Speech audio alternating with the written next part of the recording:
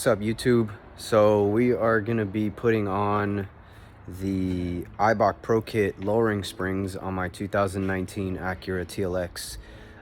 It is the A-Spec technology package, the all-wheel drive. So yeah, here it is.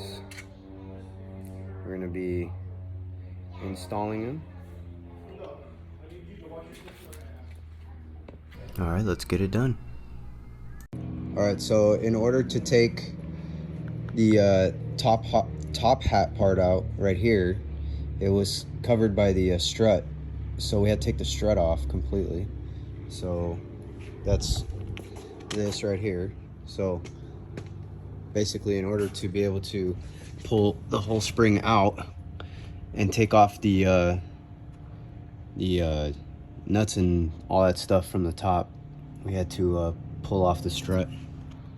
All right, so we took the rim and tire off. Next, we're gonna need to take the brake line off here. So it's just gonna be one screw. It's gonna come off. And then we have all these other sensors here that are gonna need to come off as well.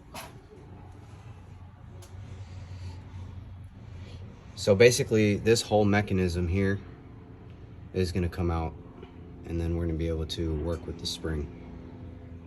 So we took everything off. As you could see, it started coming out a little bit. We had to hammer it just to get it out, but now it's kind of stuck and it's not coming off. Using the jack to keep it level so that it doesn't just drop all the way. But now we figured, let's go ahead and just unloosen everything and try to take the whole thing out. That way we can just pull the whole strut and everything out. So we'll see how it goes. Oh my gosh, we finally got the whole strut with spring out. Or not the strut. That is a strut. Strut and spring. Yeah, strut and spring. Oh my goodness. It was hard. It was in there pretty good, I'll tell you that, guys. It's not easy. You gotta keep the top completely tight. And you gotta work with the bottom. You gotta get a hammer in there. You gotta just, it's a lot. It's a lot going on in here right now. And now we're just gonna go ahead and swap out the spring. All right.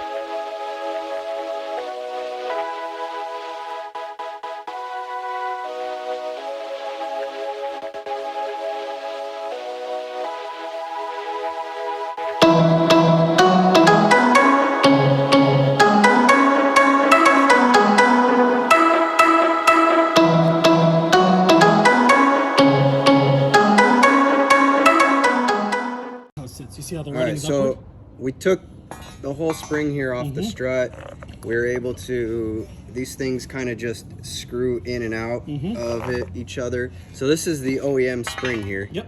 You could see the difference. Tone here, let me see.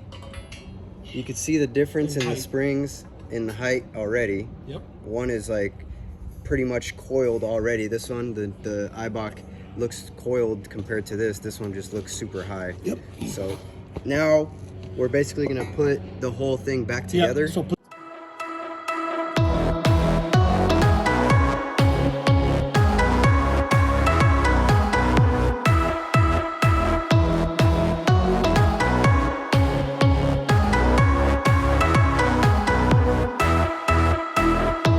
okay, so we got the new spring on here. We put everything back on, the dust cover and all that. Next, the bump stop's in there too. So what we're gonna do now is we're gonna compress the spring, and then we're gonna put the top hat with all its components back on here.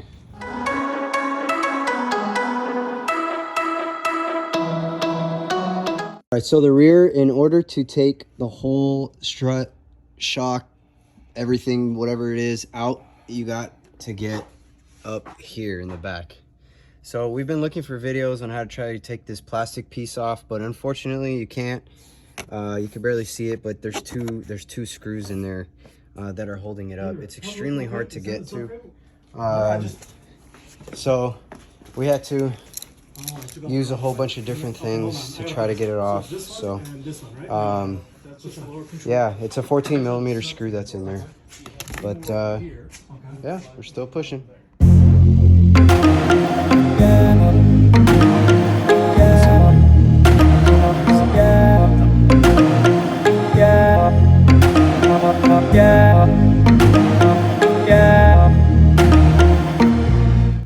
So doing the rear spring was like the hardest for a bunch of different reasons. Number one reason is the fact that the two nuts in here are extremely hard to get to. Then trying to get the actual strut out of there was hard because it was just too far in. So what we had to do was we actually took this off. We and then we used a pull in here and just push this whole knuckle down, and we're able to pull this out basically, but it was a pain. Anyways, the rear is pretty much done. We're moving on now. So as many people know, when you're working on cars, there are always problems that arise. Unfortunately, with my car, while we were doing the passenger front, we hit so many different obstacles, and one of the obstacles is shown in this picture. I mistakenly snapped the sway bar stabilizer. Therefore, I had to go to a local auto shop and buy a new one, which we got installed here. And as if that wasn't enough, the actual bolt on the lower part of the sway bar that is connected to the actual sway bar under the car was seized and actually fused onto it, so we couldn't get it off. There was at least 400 plus pounds trying to put weight on this thing to get this damn bolt off, but it wouldn't. So my buddy Tony actually ended up taking a grinder to the bolt, and we were actually able to finally get it off.